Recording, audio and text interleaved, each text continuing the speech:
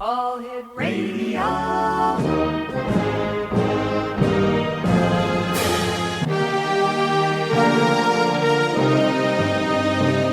Welcome to the X Zone, a place where fact is fiction and fiction is reality.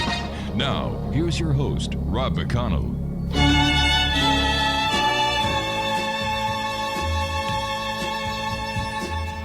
And when I see the sign that points one way, the lot we used to pass by every day. Just walk away, Renee. You won't see me follow you back home. The empty sidewalks on my block are not the same. You're not to blame. And welcome back to the X Zone, everyone. I am Rob McConnell. We're coming to you from our broadcast center and studios in Niagara, Ontario, Canada. If you'd like to send me an email, xzone@xzoneradiotv.com, on all social media sites, Xzone Radio TV.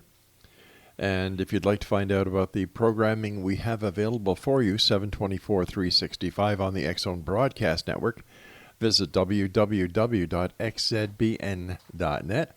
And for the programming on the X Zone TV channel, visit www.simultv.com, and when you get to their main page, there's a search engine. Just type in X Zone. My guest this hour, X Zone Nation, is Ronald Actis. He is a native of Depew, Illinois. He's been involved in organizational and community development in Indiana and Michigan for more than 40 years. Currently president of Actis Consulting, a management, organizational communications, and race relations consultant. He received a BS degree in management from the University of Illinois in 1962. The company's slogan, focused, measured, sustained human achievement. Joining me now is Ron Actis. And Ron, welcome to the X Zone. Thank you. Nice to be with you. Ron, you've authored a book called Spiritual DNA, What Jesus Said About God, Peace of Mind, Happiness, and Mankind. And you also wrote, I believe, Spiritual DNA Guidebook, Change Your Mind, Change Your Life, Management / Frontier, a communication system to focus and sustain a culture of achievement. I can understand where the latter book comes from, since you're in the management business. But where did the Spiritual DNA and Spiritual DNA Guidebook come from? My sister gave me a copy of a book titled A Course in Miracles. Mm-hmm. And after I read the introduction, I could not put it down. It's a 1,200-page book. And, well, here's some of what was in the introduction. It's a fascinating story, Mm-hmm. background. In 1965, Helen Schuckman, who's a psychologist, or was a psychologist at Columbia University, began to have dreams and images that came out of her just from nowhere, just came out and started entering her mind. She told her boss, a man by the name of William Tetford, about the experience. And after 3 months of hearing about them, he suggested that she write a journal to record all of that she was hearing. Soon after, an inner voice began giving her instructions, and the voice said, "This is a course in miracles. It's a required course. Only the time you take is voluntary. Free will does not mean you can establish the curriculum.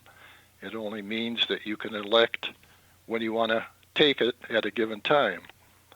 The course does not aim at teaching the meaning of love, but it does aim at removing the blocks to the awareness of love's presence. The opposite of love is fear, but what is all-encompassing can have no opposite." Now, she was quoted as saying, "I was very surprised when I wrote this. This is a Course in Miracles," Schuckman said. That was my introduction to the voice. She said it made no sound. It seemed to be giving me a kind of a rapid interdictation, which I took down on a shorthand notebook. The writing was never automatic. It could be interrupted at any time and later picked up again. She said it made her very uncomfortable, but it never seriously occurred for me to stop. So it seemed to be a special assignment I somehow, somewhere agreed to complete. So each day after documenting her experience, Schuckman would read her notes to Tetford, her boss, who would have them typed up from her dictation. According to an article that I came across in New Reality magazine at this time about another book, Journey Without Distance, which is the story behind A Course in Miracles, and a lot of what I'm going to share with you here, quoted her as saying, "The voice does not come from the outside. It's all internal. It's not an actual sound. The words come mentally, but very clearly. It's kind of an inner dictation. It's not automatic at all. I'm perfectly aware of what I'm doing." And Schuckman went on to say, she's an atheist, and that kind of surprised me when I heard that. Here she's getting words that she later decided are coming from Jesus. But she says, having no belief in God, I resented the material and was strongly impelled to attack it and prove it wrong. I remained unconvinced about its authenticity, and I was very jittery about it. It was impossible, put me in an impossible position of not believing my own life's work. And the situation was clearly ridiculous, she says, as well as painful, she claims. It was because of the strangely compelling nature of the authority that she referred to as the voice. She said, I don't really understand the authorship of the writing, but it had a certain sound of certainty and wisdom and gentleness and clarity and patience that characterized the voice, that she says at this point she realized that it was Jesus talking to her. And despite her reluctance to writing, she did not have the ability to eliminate the voice. And so this began her documentation. Over 7 years, she filled 30 shorthand notebooks of what she was hearing that her boss had typed up. And on one hand, she said she resented the voice because she was extremely fearful of the content and had to overcome great personal resistance in the beginning in order to continue because of her belief, or non-belief in God. This started to conflict with her. And on the other hand, she said it never occurred not to do it, even though she was resentful of the interference. So the voice would dictate to her almost daily, sometimes several times a day. And usually it would start at a time she was free from her work or at home or wasn't doing anything special. After 2 months of her listening and writing, she asked how long this text would be, and the answer she got was when it was completed, she would hear the final amen. Well, one night, Schuckman was taking down the dictation, and she felt agitated. I said to the voice that what it was saying was senseless, and the voice told her to write what she had heard and assured her that in the morning she'd understand the words. The passage in particular, she said, didn't make sense. Began with, forgive us our illusions, Father, and help us to accept our true relationship with you. It ended with, let us receive only what you have given and accept but this into the minds which you created and which you love. After sharing this with their boss at Tetford, the next morning he read it out loud, and he was barely able to speak at the end. And when he looked across at Schuckman, she burst into tears. They each recognized that this was recorded, was a version of the Course's Lord's Prayer. And though none of them said a word, they each felt a new unity with one another that they've never felt before. And so throughout this writing, the terror Schuckman felt at the beginning did gradually recede, but part of her mind never allowed her to get completely used to the idea of being a channel for the voice of Jesus. And for the most part, she was unbelieving and still suspicious and afraid. And then in 1975, Schuckman and Tetford met with founders of the Foundation for Parasensory Investigation. It became the Foundation for Inner Peace. And they showed it to the director, and they asked, do you want me to show the course to any of my friends? And they told her, no, we're sure the course is not meant to be kept hidden. It's just that we don't want our names connected with it in any way. And Schuckman agreed with him. And Tetford added, it doesn't need any personalities connected with it. He said, Helen and I do not feel we can represent this material since we don't adequately demonstrate it. I guess he was an atheist also. So I read through the book the first time, and it took me a year part-time to read through this book, 1,200 pages, and every sentence had a meaning to it. And every time I read it, the impression was reinforced. There was no doubt in my mind that the voice was that of Jesus. No person on earth could make up such concepts. And the authenticity of this was never disputed or questioned. All right, stand by. We have to take our break at the bottom of this set. Ron Actis is our guest this hour, Exonation. And Ron and I will be back on the other side of this break as we continue here in the X-Zone from our broadcast center and studios in Niagara, Ontario, Canada. I'm Rob McConnell. Don't go away.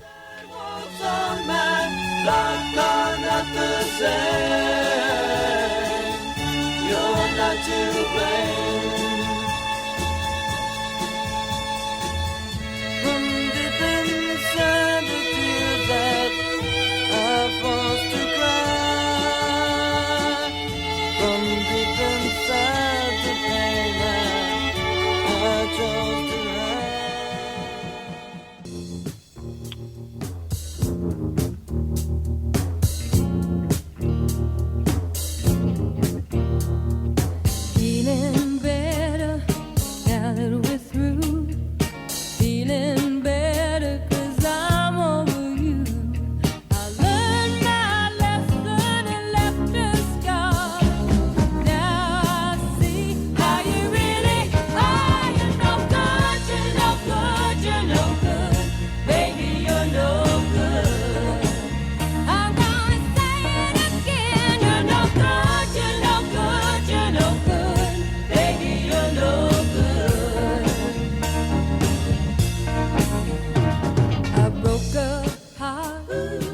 Welcome back, everyone. Ron Actis is our guest this hour. His website is, are you ready for this, Exonation?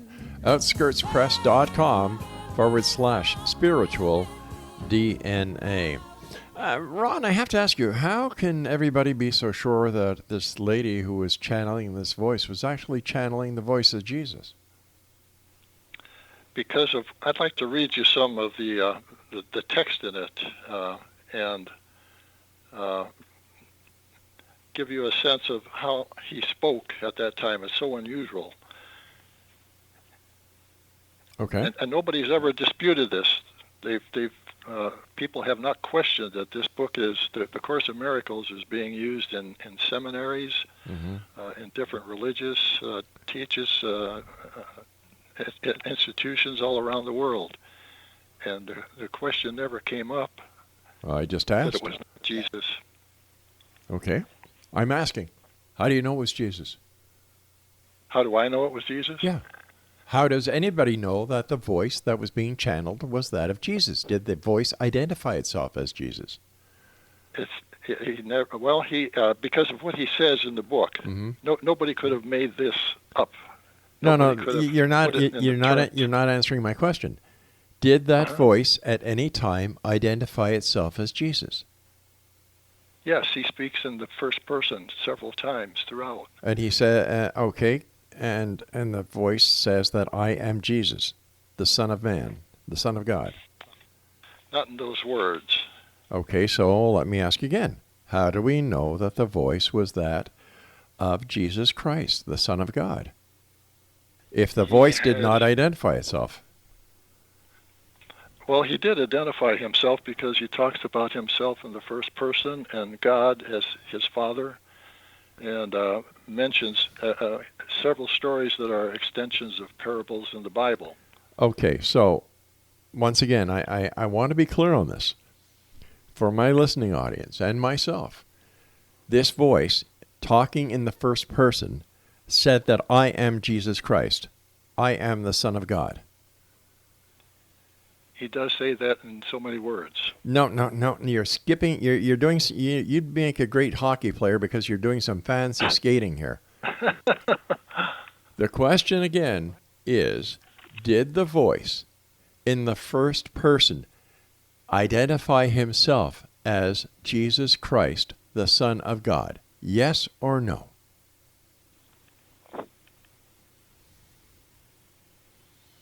Hello? I would say someplace in the book those words have come out. Yes. No. You've read the book. Yes, I've read it 7 times. Okay, and in those readings, the 7 times that you have read it, did the voice identify itself unequivocally as coming from Jesus Christ, the Son of God? Or is it believed based on the way the voice articulates itself and the knowledge that it has surpassing the biblical parables that only Jesus could know this? It is spelled out in the book that he says that he is the Son of God. In fact, he goes a step further. He says, we are all sons of God. Yeah, well, that's what it says in the very first book of the Bible, in the book of Genesis. And it says, and God said, let us create man in our image, in our likeness. Therefore, if God did create us, and he is our Father who art in heaven, then God is our Father. But I've never heard anybody identify themselves as Jesus Christ. And this is why I was kind of wondering if, in fact, in this book that was channeled by this lady, if the voice identified itself as Jesus Christ. Yes. Now He identified himself as Jesus. Okay, so let me ask you this. Why did it take about 6 minutes to get that answer? I don't know. I thought I was being as clear as I could. Well, I basically asked you a yes or no answer. Yes, he did say it, or no, he didn't say it. So you're saying... Yes, well, then I apologize. You don't need to apologize to me, my friend. I just needed clarity on it. I see. Yeah. Okay, so the book is written by somebody who channels Jesus, right or wrong?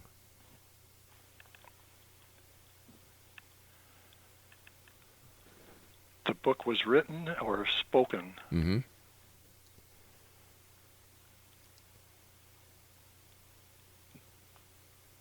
Hello?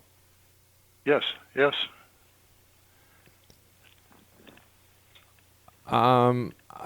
You're hesitating with my answer, with my questions, and I don't know why. They're very simple questions. What was the question again?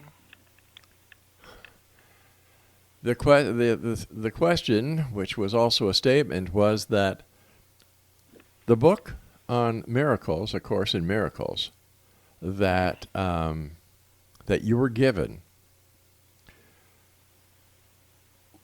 was channeled to this person. I believe it was Helen Schuckman. Am I correct there? Helen Schuckman. Yes. Okay. Mm-hmm. By a voice that she channeled, who identified themselves as Jesus Christ, the Son of God. Yes. Okay, that's great. Why did you give your book a new title? I didn't think A Course in Miracles satisfactorily explained what was in the book, because it talks about...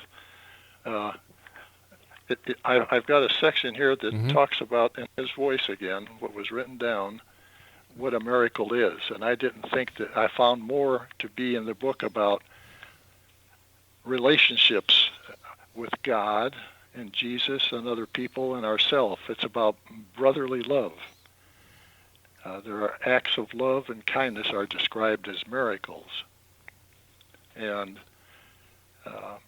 I didn't think just A Course in Miracles. When I first heard about it, when my sister gave it to me, I didn't hear about it, and I couldn't imagine what was in it. Right.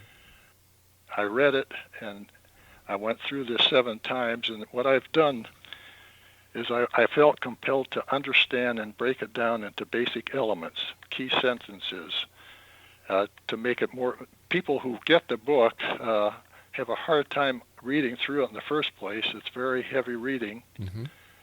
They have a hard time understanding what's in it. And what I've done is to boil it down into core beliefs. I identified 10 spiritual DNAs, dimensions that Jesus mentions in here about how you can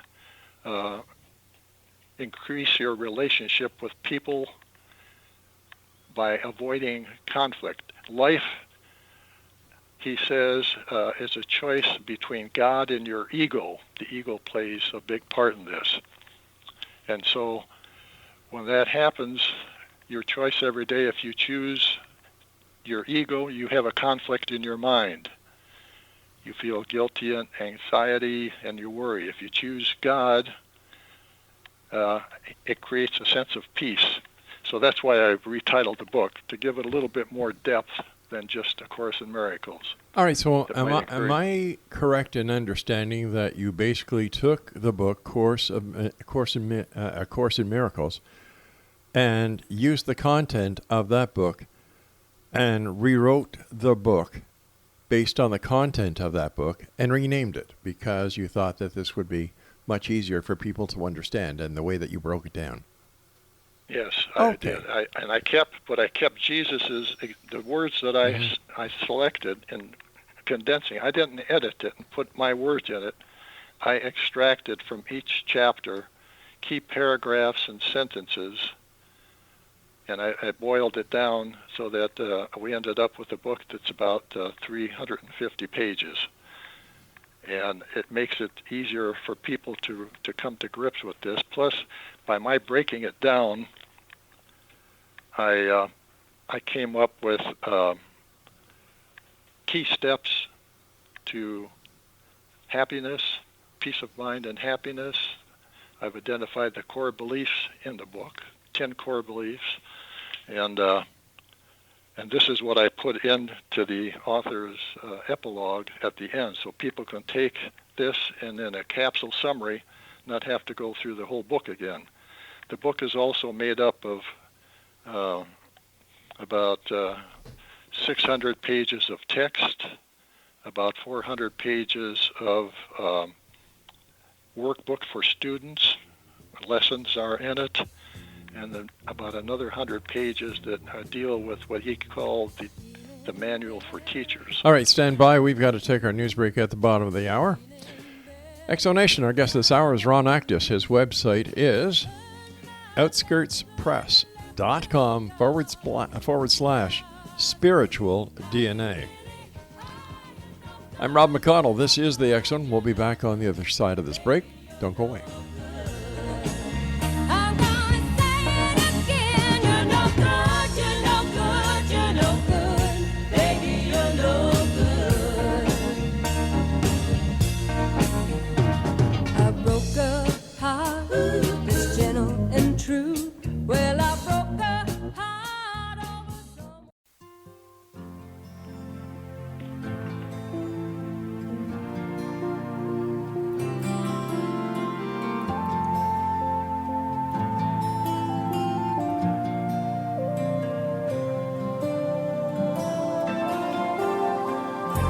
Stuck on you.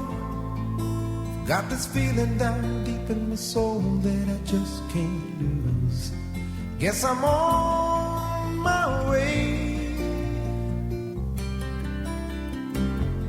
Needing a friend, and the way I feel now, I guess I'll be with you till the end. Guess I'm on my way.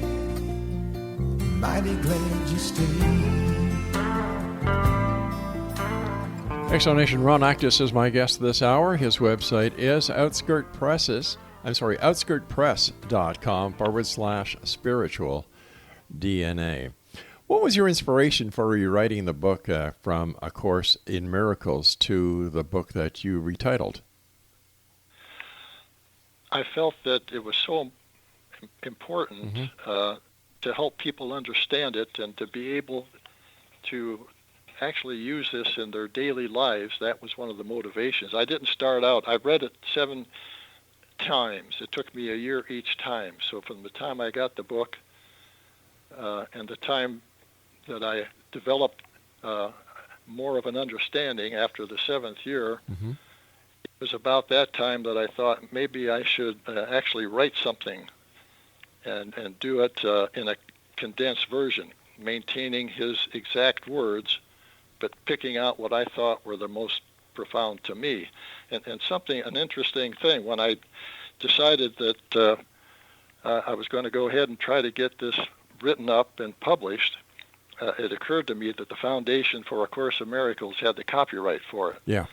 And even though I would attribute any rewrite to that book, I decided to request their permission to use these select passages. I received a response from them that same month informing me that the U.S. District Court for the Southern District of New York had ruled the copyright void. This was in 2004, and they released it to the public domain. To me, that was a sign I should move ahead. I got a clearance. Evidently, somebody was using this book besides the Foundation. They were having it printed and selling it.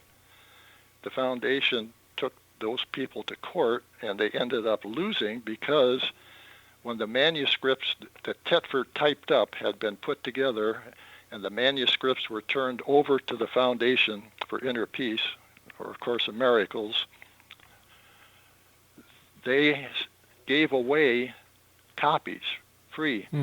By them doing that, the judge said in this district court, that voids any copyright. And so I figured this is a good time to move ahead. And that's what gave me the motivation to go ahead and publish my book. Tell us some of the passages that you found so riveting that you just had to rewrite this book. Okay, well, let me do this. Let me just give you a reading of Sure. the first chapter, The Meaning of Miracles, to give you how the voice of Jesus talked to Helen Schuckman.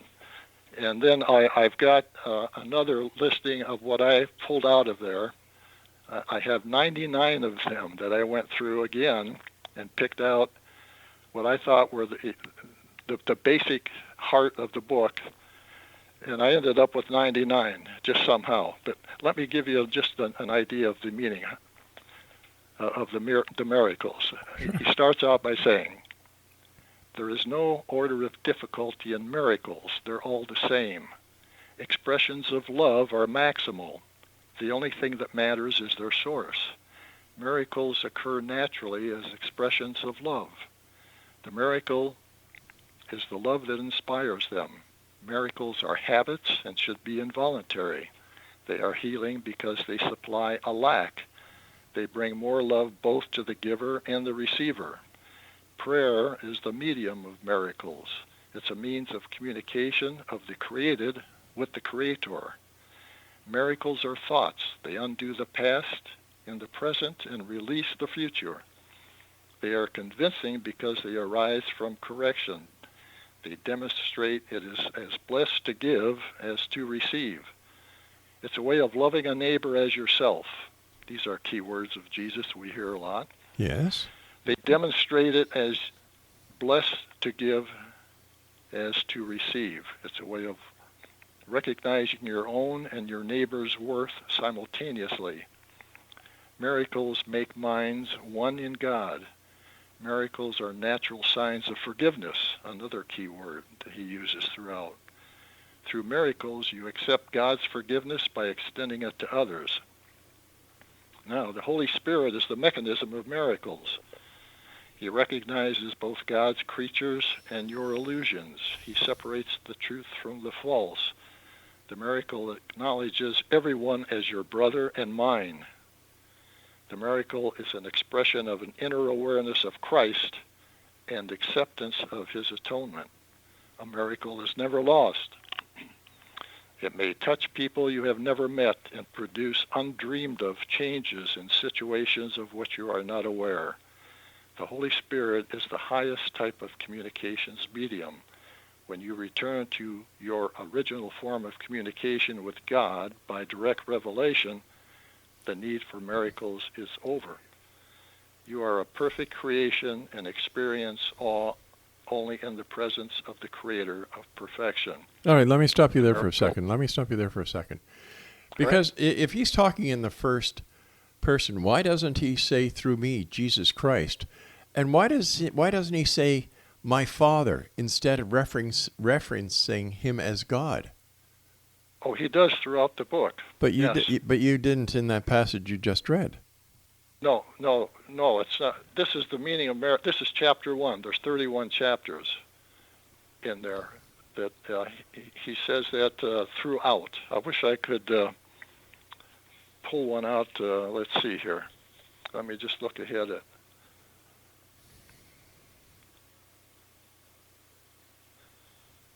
All right. Go ahead. I am the only one who can perform miracles indiscriminately. You have a role in atonement which I'll dictate to you. Ask me which miracle you should perform. Under my guidance, miracles lead to highly personal experience of revelation. He says, lead us not into temptation means to recognize your errors and to choose to abandon them by following my guidance. You are free to establish your kingdom. Let's see. He goes on to say, the golden rule asked you to do unto others as you would have them do unto you. Mm-hmm. This is the rule for appropriate behavior. So there are words throughout. He references that. I was looking here for something that's very specific that you're looking for. But what I'm seeing here, and please don't take me wrong, is I'm hearing it one way, as somebody who's not claiming to be Christ, based on the mannerism of which the conversation is taking place. Now, if he would have said, to my Father, if he would have said through me, Jesus, that he does say that in there. Yes, not in this particular chapter, but it's. All right, but what I'm seeing here is it's all a matter of belief. You believe, and you have every right in the world to believe, that what you're reading comes from Jesus. You have that right. Yes. However, to me, someone who is by every stretch of the imagination very inquisitive, and someone who likes empirical proof, what you've read me so far, it's nice. It really is nice. It's filled with goodness. Can't take that away from that. But to me, it doesn't sound like whoever is saying this is really Jesus, because, number one, there was no proof for 6 minutes that this was written by Jesus. Now, if you would have thought at the beginning of the 6-minute questions that this was written by Jesus, you would have said at the first time I asked you the question, yes, Jesus wrote it. But you kind of did the NHL shuffle on that. You were giving me specific words that yes. I didn't see, that didn't come to mind. Whether you asked me about those specific words. Well, I asked you specific words that somebody like myself, who is a very devout Christian, would expect Jesus to say. And from what I heard, it didn't sound like Jesus to me. Well, here's something else I found here. I have nothing that does not come from God. No man cometh unto the Father but by me. Mm-hmm. Okay. He goes on to say, in the process of rising up, I am higher because without me the distance between God and man would be too great for you to encompass. I bridge the distance as an elder brother to you on the one hand and as a son of God on the other. There's words that I think answer your question, I think. Not really, but you But and I have that's to closer to you what and you were I getting you at. and I have to take a break. We'll be back on the other side of this fine All words right. from our sponsors. And when we come back, we'll be wrapping up this hour here in the X Zone with yours truly, Rob McConnell, and our guest this hour, Ron Actis. Don't go away. Got this feeling down deep in my soul that I just can't lose. Guess I'm on my way. Needing a friend, and the way I feel now, I guess I'll be with you till the end. Guess I'm on my way. Mighty glad you stayed.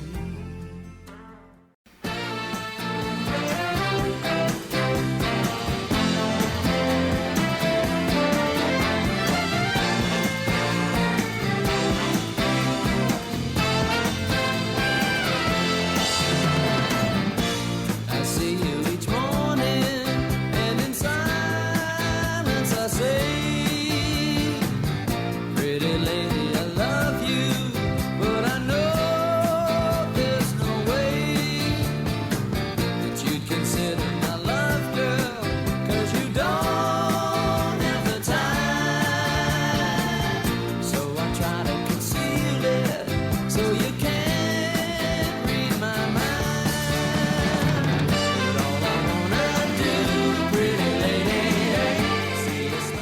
Welcome back, everyone. Ron Actis is our guest of this final segment of the X Zone for our episode number 2 tonight. If you'd like to find out what's available to you 24/7, 365 on the XZBN, visit www.xzbn.net. And as I've been saying all night, the new edition, the February-March edition of the X Chronicles newspaper, is now available with our compliments at www.xchroniclesnewspaper.com. That's xchroniclesnewspaper.com. Ron Actis is our guest, and if you'd like to find out more information about Ron, here's his website, www.outskirtspress.com/spiritual DNA. You talk about spiritual DNA. What is the spiritual DNA that you reference? In the book, The Manual for Teachers, he talks about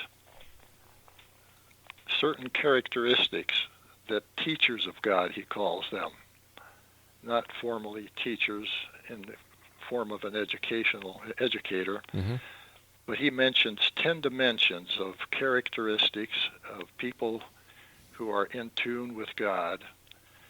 The first one is trust. And what I've done is I've turned that over. I call the characteristics spiritual DNA.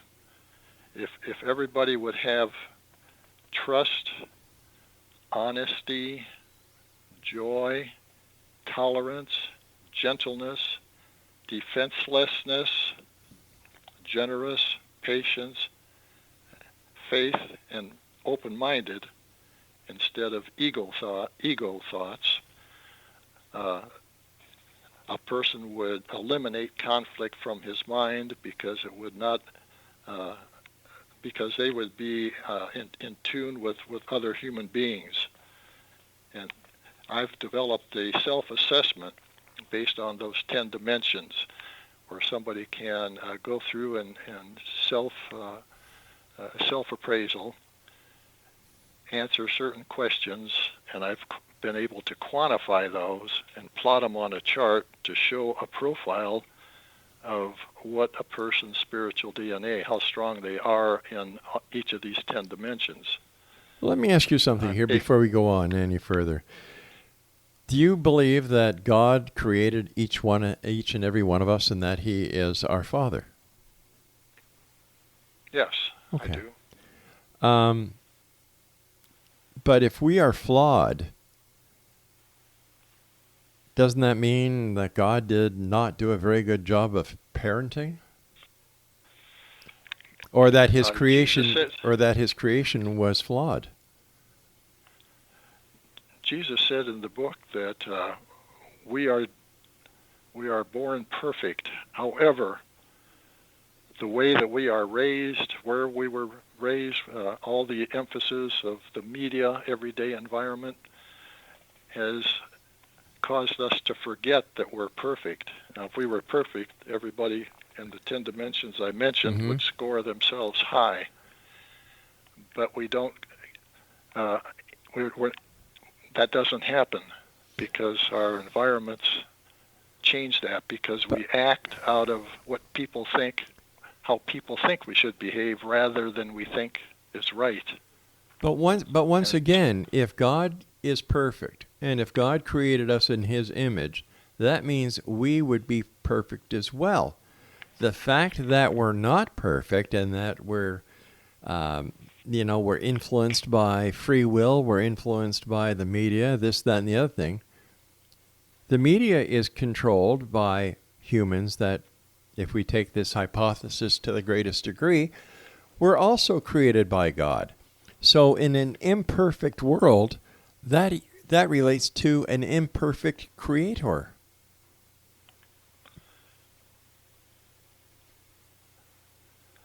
We don't,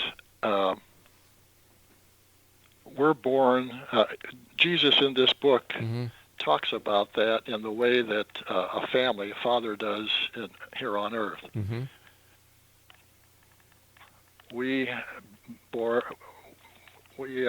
create children. As they grow up, we try to teach them all the things that they need to know. Right. In the process of doing that, they are taught directly or indirectly through these other mediums, through other people, and so on. And Jesus said it's kind of the same way, but then as they grow up, they go out on their own. And we tried to raise them perfectly. However, nobody's perfect. They haven't gotten to that point. But isn't God perfect? God is perfect, yes. So, which brings let me mention the 10 core beliefs here, because the first one is, these are the 10 core beliefs that I pulled out of the book. Okay, God, who created me in his likeness, is perfect and without desire to attack. Well, wait. Okay, let's just hold that one for a second there, because in the Bible, there are many examples where God killed his own children. You've got Sodom, you've got Gomorrah, you've got the Egyptians who were chasing Moses through the sea. God closed the waters on the Egyptians, and if God is the Father, he killed his own children. There is another example of a flaw of what is supposed to be a perfect deity. How can you tell me, thou shalt not kill, and then you yourself go out and kill? Does that make sense? I don't agree with you, though. You mean God? Yeah. God has killed? Well, sure he has. Well, like I was saying, he destroyed the cities of Sodom and Gomorrah. He killed the Egyptians who were following Moses through the sea when he separated the waters. The Israelites following Moses got right through, but all the Egyptians were drowned. Now, if God is the ultimate creator, he would be the creator of the Egyptians as well. And yet, he killed those Egyptians who were following Moses. So, to me, that shows another flaw in the idea that God is perfect. The God of the Old Testament is totally different than the God of the New Testament. And if there is only one God, there should be some consistency with the way he acts, I think.